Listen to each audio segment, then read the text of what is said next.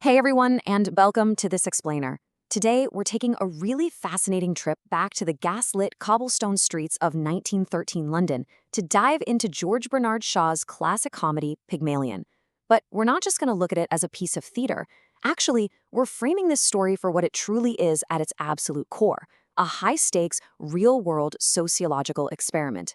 You see, Shaw wasn't just writing jokes for the stage here. He was literally testing the very fabric of society. So, to kick things off, let's ask ourselves a pretty provocative question about power, creation, and autonomy.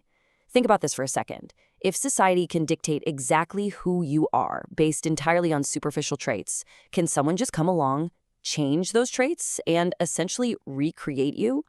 And if they do manage to pull that off, who actually owns that new identity? To really understand Shaw's experiment, we've got to start with the name itself. It comes straight out of an ancient Greek myth about Pygmalion. He was this sculptor who carved a statue of a woman so incredibly beautiful that he actually fell in love with his own creation. I mean, talk about an artist's ego, right? Well, Shaw takes this ancient myth, but he flips it completely on its head to critique modern social inequality. He sets up this wild central hypothesis. Can a living, breathing human being really be molded like clay by society? Now, to test a bold hypothesis like that, Shaw needed the perfect laboratory, and he found it in early 20th century London. In this deeply divided urban setting, your accent was quite literally your destiny. The exact way you pronounced your vowels strongly marked your social class. It drew this harsh, totally undeniable line between the soot-covered working class and the wealthy elite. It really didn't matter how intellectually brilliant you were or how hard you worked. The exact second you opened your mouth, your syllables strictly determined how society treated you, where you could work, and even who you were allowed to speak to. Okay, so every experiment needs scientists. First up, we've got Professor Henry Higgins. The guy is a brilliant phonetics expert, but he's also wildly arrogant, emotionally immature, and honestly profoundly insensitive. He looks at human beings purely as scientific data points to be manipulated. But then you contrast him with his colleague, Colonel Pickering. He's a fellow linguist, but starkly different in character. Pickering is a true gentleman who treats everyone with polite dignity, completely regardless of their background. And this sharp contrast between Higgins's cold, problematic brilliance and Pickering's essential human decency is going to become a really critical variable in our social test. Enter our primary subject, Eliza Doolittle. She starts out as a poor, streetwise flower seller with a very heavy Cockney accent. Higgins casually overhears her one rainy night and basically boasts that he could pass her off as a duchess at an ambassador's garden party just by fixing her speech. But here's why Eliza is so utterly fascinating. She isn't just passive clay waiting to be sculpted. In a brilliant twist of agency, she actually shows up at Higgins's door offering to pay for lessons. She desperately wants to improve her own socioeconomic reality so she can secure a respectable job in a flower shop. She is the one who initiates the transformation. Of course, no experiment happens in a vacuum. The supporting characters act as vital variables in Shaw's grand social satire. Take Alfred Doolittle, for instance. He's Eliza's father, a garbage collector or dustman, who is incredibly sharp and hilariously criticizes middle-class morality. In this great bit of irony, his blissfully carefree life gets totally ruined when he unexpectedly inherits money and is suddenly cursed with the crushing burden of becoming respectable. Then there's Mrs. Higgins, Henry's mom, who provides the wise, emotionally intelligent reality check her son so desperately lacks. And finally, Freddie, a polite but kinda naive upper-class guy whose admiration for Eliza offers her a completely unexpected path forward. So how does this high-stakes social experiment actually play out? Well, the timeline unfolds kind of like a pressure cooker. It all kicks off in Act 1 during that rainy night in Covent Garden, where Higgins guesses everyone's background from their speech and makes his arrogant bet. By Act 2, Eliza is in the lab and the grueling phonetic lessons begin. Jump to month 3 and we hit Act 3, which is our first preliminary test at Mrs. Higgins's house.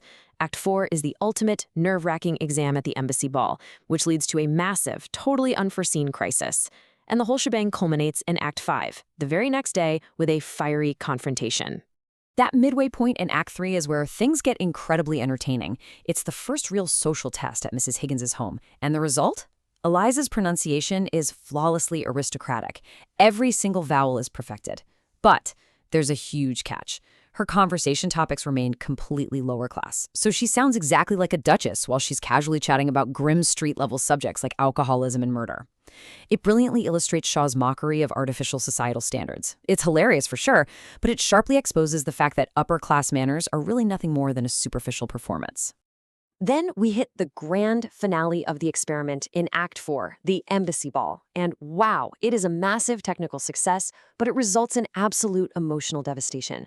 Eliza completely passes as an upper-class lady, mingling with royalty without raising a single eyebrow. The experiment works flawlessly. But the moment they get home, Higgins and Pickering congratulate each other, entirely ignoring Eliza. The whiplash there is profound. This callousness sparks a severe identity crisis for her. She realizes she's no longer the poor flower girl, but she isn't truly accepted as a wealthy aristocrat either. She belongs absolutely nowhere. This devastating fallout really forces us to unpack the data and confront 4 major themes, revealing the true depth of Shaw's social critique. Just think about what we just witnessed. First, class is entirely an artificial construct. It's accent, not character or morality, that dictates status. Second, language acts as literal power. Changing how you speak fundamentally alters your social reality.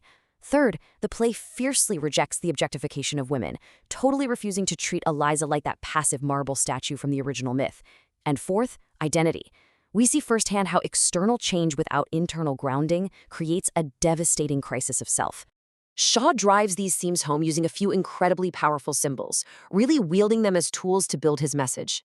Eliza's voice is absolutely the most vital one. It represents her class, her shifting identity, and ultimately her hard-won empowerment. Then there's the clothing. Higgins dresses her in these expensive, breathtaking gowns, but Shaw uses this to prove that clothes symbolize only external transformation. Fabric alone cannot create a true identity. Finally, the experiment itself is a profound symbol. It stands as a harsh critique of arrogant social engineering, constantly reminding us that human beings are wildly complex individuals, not just objects to be engineered in a sterile lab. Now, this brings us to what I consider the absolute emotional fulcrum of this whole explainer. Eliza ultimately reveals a profound truth. She says it was Colonel Pickering's respect, the simple fact that he always treated her like a lady, not Higgins's technical phonetic lessons, that truly changed her. Just take a moment to let that sink in. True human transformation is deeply rooted in dignity, empathy, and respect, not just mastering the cold mechanical rules of speech. This brilliantly illustrates the core duality of Eliza's incredible journey.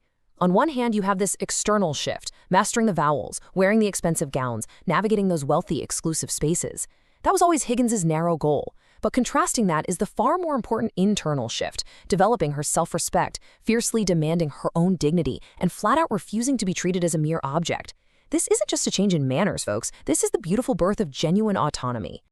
So how exactly does Shaw wrap up this explosive sociological experiment? Well, Act 5 gives us a famously debated climax, but one thing is definitively, triumphantly resolved.